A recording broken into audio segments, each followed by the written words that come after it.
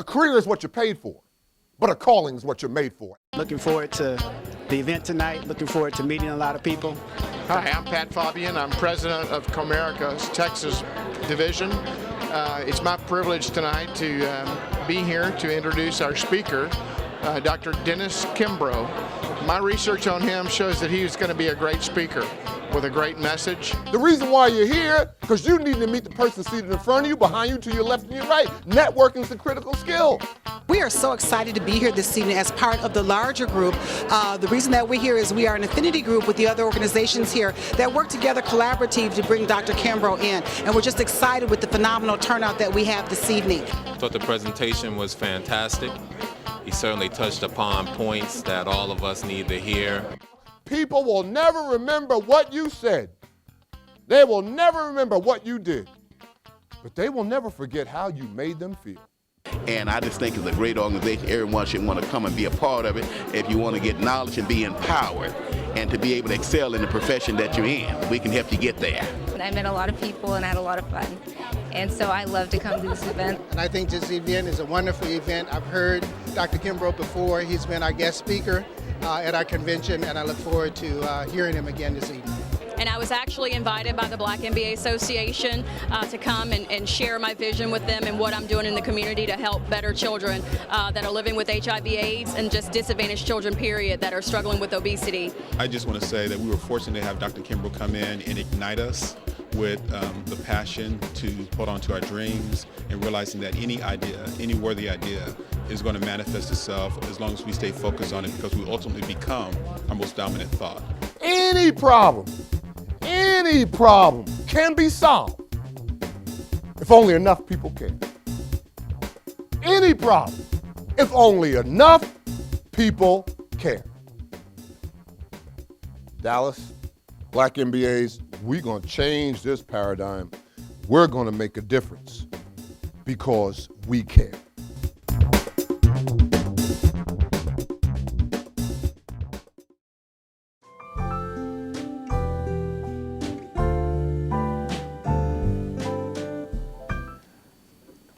While you are anticipating this evening, the first person I would like to introduce, I have the pleasure of introducing the president of the National Black MBA Association Dallas-Fort Worth chapter. Her name is Susan Bell. She's going to open up with her welcoming remarks and some comments of appreciation for the partners that have come together to bring us this wonderful evening. So, Susan.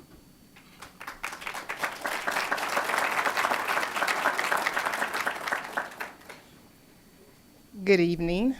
Thank you all so much for coming out. It is a joy to have y'all here, and we're so excited to have Dr. Kimbro in our midst. I would like to give just a few acknowledgments. Would the DFW board members please stand? Thank you. And I would like to acknowledge some of our partners. Coca-Cola, I don't know if we have any reps here. New Age Wine, I know y'all all appreciate that. He's in the back. Republic National Distribution Company. Ron, thank you so much. You want to stand up, Ron Fry? Thank you. Kidscape Foundation. Thank you so much. Band Media and Brand Idea Design.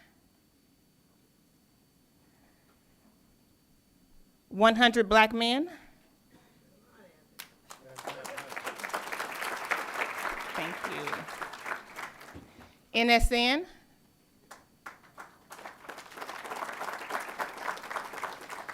And last but not least, SMU. We want to thank them so much for allowing us to be here. And Mr. Steve, would you come on down? NABA, I'm sorry, while Steve is coming. NABA, would you please stand? Thank you, thank you. And we are so very grateful to Steve. They just support us in almost everything we do. So we want you to come and have some words. Thank you. I want to add my welcome tonight. It's an honor to have you here. We're excited at this presentation. As always, we're honored to work with the National Black MBA Association, DFW chapter. as well as NABA, each year in the summer for 8 years now, I believe it is. Nora, am I right? 8 years? Going on 9? 10. We host a summer camp for inner city kids. And in the last few years, we've seen one of those kids come through from a single parent family and graduate with a 3.93 GPA undergrad.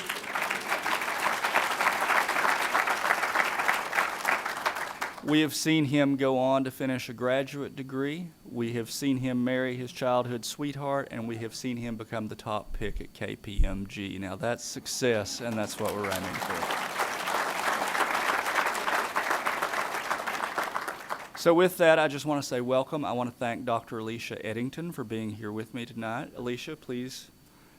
Always a great supporter. And someone who couldn't be here tonight, who is in law school and had a law class that's going to run late, Lenny Bollinger, who's also helped with this. But it's a pleasure to work with all of you.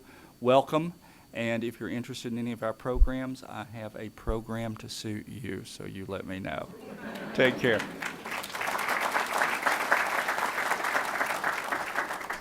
Thank you, Steve and Susan. And I also want to share with you that this is the first of a series of events that we will be having this year. The National Black MBA Association puts together a wealth creation series.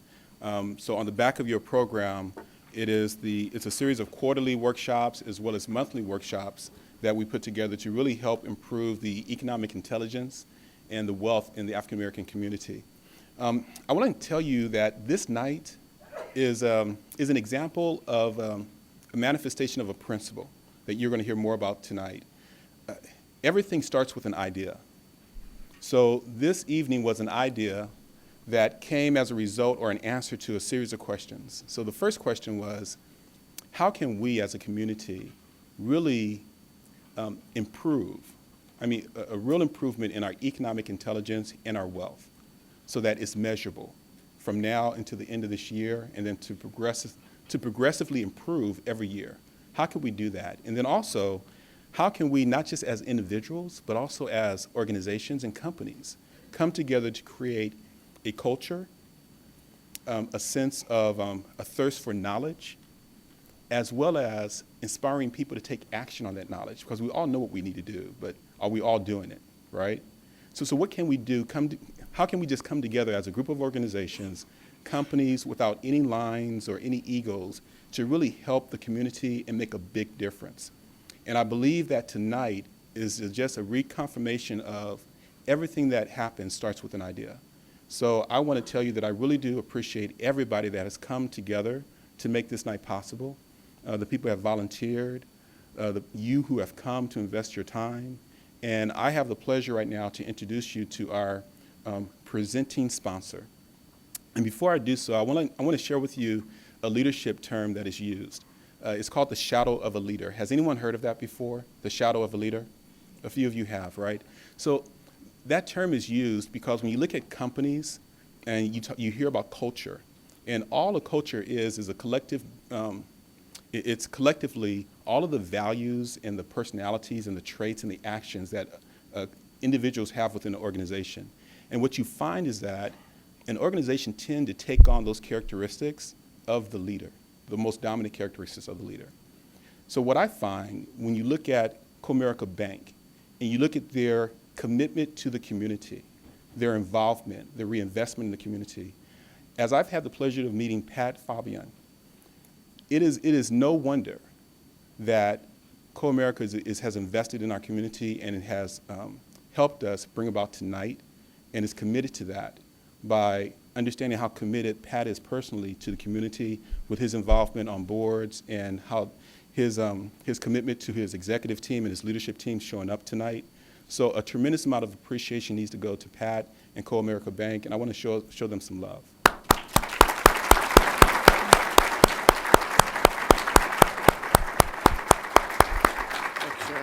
So thank you, Pat. I appreciate that.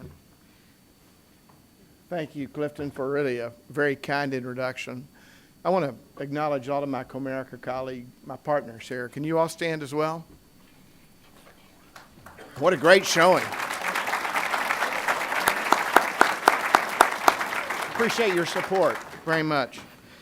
I want to welcome everyone. What a great crowd for joining us tonight for the inaugural event of the 2011 Wealth Creation Series presented by the Dallas-Fort Worth chapter of the National Black MBA Association. Comerica Bank is proud to sponsor this evening's event, and we're really proud to support such a worthy, active, and innovative organization as the National Black MBAs. The Black MBA Association has a long-standing history of serving our communities to help people develop opportunities in the form of creating intellectual and economic wealth. Comerica Bank's mission is very similar.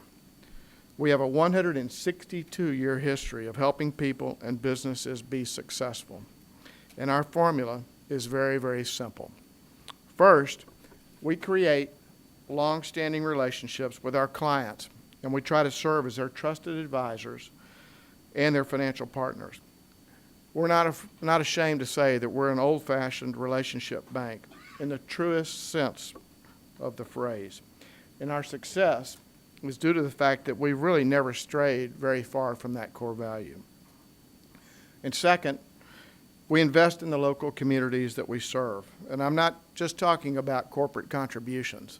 I'm talking about investing human capital, folks that are here tonight, in the forms of volunteerism, mentoring, and not-for-profit service. So, all that is to say that the partnership between Comerica Bank and the DFW Black MBA Association is a natural fit. And what could be more fitting than two organizations that help people achieve success? Well, the answer is a world-renowned expert who has built a career and, quite frankly, a living legacy on studying and analyzing success and how individuals can achieve it. So really, it is my very distinct honor to introduce our keynote speaker. Dr. Dennis Kimbro is a man of many talents.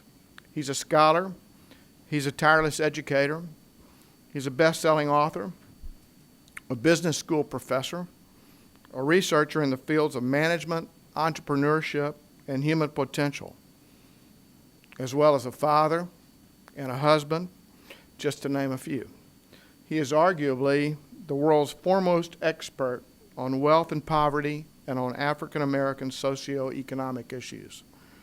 His teaching has influenced readers and students from all over the globe, and he has provided counsel to the boardrooms of Fortune 50 companies and the locker rooms of numerous storied and college and professional sports teams.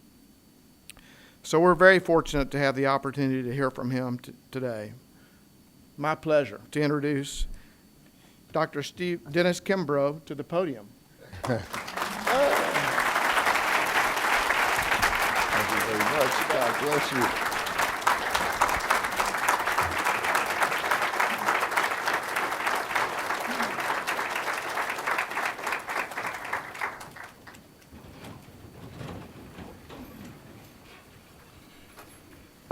Thank you very much for that introduction. You certainly make me feel important. I bring you greetings from my school, Clark Atlanta University School of Business. God bless you, Comerica. God bless you, Dallas chapter of Black MBAs. You could have selected anybody, and you selected me. For those of you who haven't heard about our grand institution, Clark Atlanta University, the consolidation of two schools, Atlanta University, the oldest black graduate school in the nation, founded in 1865. 4 years later, Clark College, founded in 1869. On the left, Spelman College, founded in 1881, and on the right, Morehouse College, founded in 1867 in the basement of a Baptist church in Savannah, Georgia. But boys and girls, men and women, sports fans and sports finesse, I can say with all pride, sincerity, humility, down our halls walk some of the sharpest business students in the country. There we go. All right, several years ago I had a presentation. Who in the world was I presenting to? I was presenting at Stanford Business School. And for those of you who don't know anything about Stanford Business School, you go out there and you fly to the left coast. Right on the other side of the street from Stanford Business School is SRI. What in the world is SRI? Stanford Research Institute. It is a think tank And don't you know this think tank came up with a test that they wanted all public speakers to use to judge, to gauge the type of audience that he or she is speaking to. So I copied this test, and listen, you got 3 symbols on this wall. And what I want you to do, I want you to pick the symbol that your spirit naturally gravitates to. One will be pleasing to the eye, one will give you peace of mind, and the third is just going to be a good fit. This will give me an indication of who is seated in this audience. Usually, your first choice is your best choice, and under no circumstances, tell your neighbor. Is we ready? 5, 4, 3, 2, 1. Can I see a show of hands? How many people picked the circle? Great. Wow, almost 1/3, hey, almost 1/2 of the room. According to SRI, Stanford Research Institute, those of you who chose the circle, you are very creative. So I see some folks giving dap back there, man. You don't use your creativity, but nonetheless you're creative. How many folks picked the... How many of you picked the square?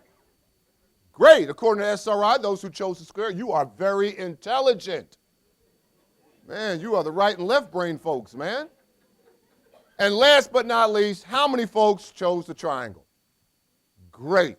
According to the Stanford Research Institute, those of you who chose the triangle, your minds are constantly preoccupied with booze and sex.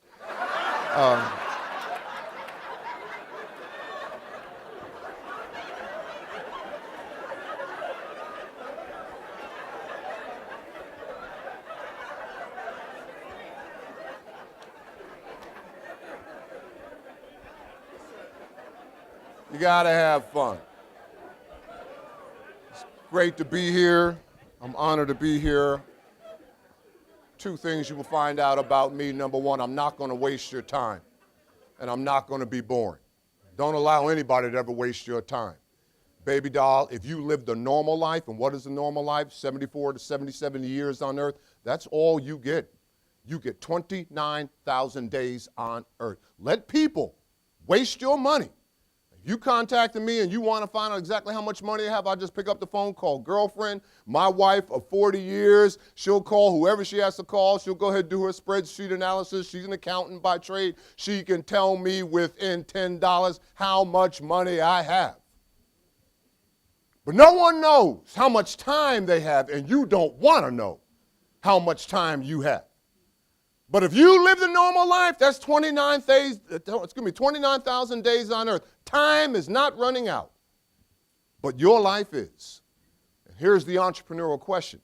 What are you going to do with the rest of life that you have left? So in the words of that old Negro philosopher known as Flavor Flav, let's get this party started right.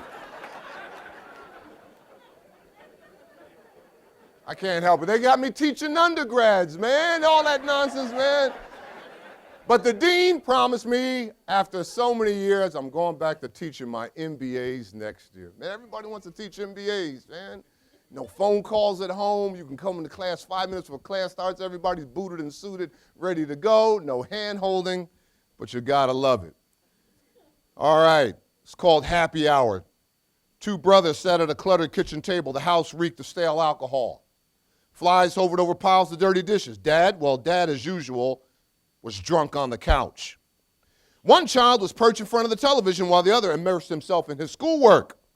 One father, 2 boys, one situation. An alcoholic father, an absentee mother. God bless her. She made her transition years ago. Both boys lived out the same hell on earth with daily verbal and physical abuse and neglect.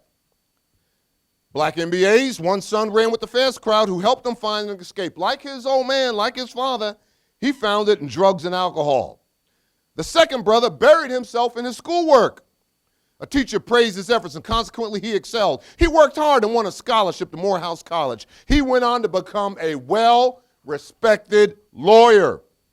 One day, a newspaper chose to write a profile on a local hero. The reporter asked the young man, "Is it true? Is it true, Black MBAs, that your father was an alcoholic?" "Yes," he said, "it's true. I had an alcoholic father, and that's why I am where I am today." I decided early on I wasn't going to waste my life like he did. Meanwhile, Dallas, Texas, the other brother continued his path to self-destruction. Eventually, his employer gave him the choice of losing his job or entering a rehab clinic. He chose the latter. The counselor in the rehab program listened as he described his childhood. Dallas, Texas, with tears rolling down his cheeks. He said, I had an alcoholic father, and that's why I'm where I am today. Same home, same father, different outcomes. One boy was looking for somebody to blame, and the other, he was looking for somebody to bless. Come to the edge, he said. They said, we are afraid. No, damn it, come to the edge. They came, he pushed them, and they flew. Let others lead small lives, but not you. Let others cry over small hurts, but not you. Let others leave their future in someone else's hands, but not you. How in the world did you get Napoleon Hill's name on your book? Let me throw the first punch right now. I had a young lady called me God's honest truth yesterday. She's writing a thesis on professional development, and she wanted to use my book as a springboard. And you know what that professor on her committee told her? You need to look at the original book by Napoleon Hill. And she said, no, I wanted Dr. Kimbro, blah, blah, blah. This, Boys and girls, my first book was going to be What Makes the Great Great. That's the book that I was going around the country and interviewing successful African Americans. And because it was the first of its type, man, I had magazine articles written. Folks were asking. I had interviews in newspapers, and I had a name for myself long before the book was finished. And I had an article in Success magazine. And I flew back from New York. I had interviewed Earl Gray's publisher of Black Enterprise magazine, a 4-hour interview. And when I got home, there was a message on my recorder, and I hit that button. And you know who called me? Arguably, at the time, the wealthiest individual in the United States, W. Clement Stone, president of the Napoleon Hill Foundation. Hey, New York Life, where's New York Life? I met you, right? You know W. Clement Stone made his mark, in insurance. Young man, when can you come to Chicago? I'd like to meet you. The next day, I returned the call. I had no idea what he had in mind. But I knew one thing, I was dead broke. Baby, I was in the 3rd or 4th year, and I wouldn't be standing here today if it wasn't for my wife. I lived off my wife's earnings as an accountant for 7 years. You listen to me, men. Listen to me, men. This ring has been on this finger for 40 years, and I wouldn't be standing here without girlfriend.